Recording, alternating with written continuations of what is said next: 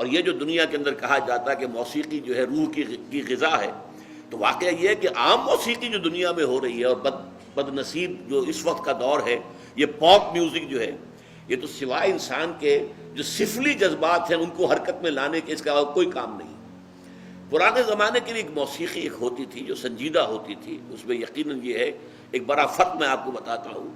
پچھلے زمانے کی موسیقی سن کر آدمی کا یہ سر جو ہے یہ وجد میں آتا تھا، آدمی جھومتا تھا سر کے وجد کے ساتھ۔ آج کی موسیقی میں پورا انسان کا نچلا جسم جو ہے وہ دھڑکتا ہے، دھڑکتا ہے اور چلتا ہے، دوڑتا ہے۔ یہ انسان کے سفلی اور گھٹیا اور نچلے جذبات کو حرکت میں لانے والی شے ہے۔ لیکن قرآن مجید کی موسیقی، زین القرآن باصواتکم من لم یتغن بالقرآن فلیس منا وتغنوہ، اس کو بڑی غنا کے ساتھ پڑھا کرو۔ اور یہاں تک کہ آپ نے ایک صحابی حضرت ابو موسیٰ اشعری رضی اللہ تعالی عنہ، ان کو اللہ نے بہت عمدہ آواز دی تھی، جیسے بعض صحابہ خوبصورت بہت تھے۔ حضرت دحیہ کلبی رضی اللہ تعالی عنہ بہت حسین انسان تھے، چنانچہ حضرت جبرائیل جب انسانی شکل میں آتے تھے تو حضرت دحیہ کی صورت اختیار کر کے آتے تھے، دحیہ کلبی۔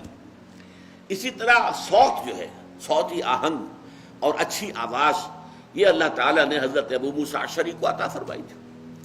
تو ایک مرتبہ حضور رات کو گشت پر تھے، آپ نے دیکھا حضرت ابو موسیٰ اشعری کے مکان کے قریب، تو مکان کیا ہوتا تھا، حجرے ہوتے تھے چھوٹے چھوٹے سے۔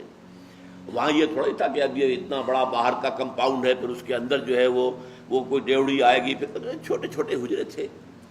تو حضور حضرت ابو موسیٰ اشعری کے حجرے کے بعد کھڑے ہو کر قرآن سنتے رہے۔ وہ قرآن پڑھ رہے تھے رات کو تہجد میں، اور جس کیفیت کے ساتھ پڑھ رہے تھے تو حضور کافی دیر تک کھڑے ہو کر سنتے رہے۔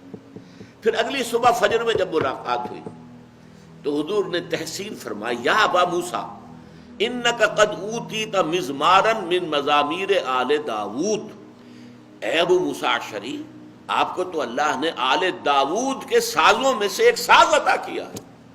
حضرت داؤد علیہ السلام کو اللہ تعالیٰ نے لحن داؤدی مشہور ہے، بہت اچھی آواز، حسین آواز دی تھی۔ وہ جب تہجد کے اوقات میں، اور جس کو ہم کہتے ہیں small hours of the morning, یہ صبح کے 3 بجے 4 بجے 2 بجے جب وہ اللہ تعالیٰ کے حمد کے ترانے جو ہیں الاپتے تھے، تو قرآن مجید کی گواہی یہ ہے کہ پہاڑ بھی ان کے ساتھ وجد میں آ جاتے تھے اور پرندے بھی ان کے ساتھ آواز ملاتے تھے۔ یہ تاثیر تھی لحن داؤدی کی حضرت داؤد علیہ السلام کے پڑھنے میں۔ تو حضور نے فرمایا جیسے اللہ تعالیٰ نے حضرت داؤد کے گلے میں ایک ساز رکھ دیا تھا، وہ ساز کوئی باہر کا ساز نہیں ہے بلکہ وہ گلے کے اندر ساز ہے جو اللہ تعالیٰ نے بہترین آواز دی ہے، خوبصورت آواز دی ہے، ایک غنا والی جو ہے غنائی آواز دی ہے۔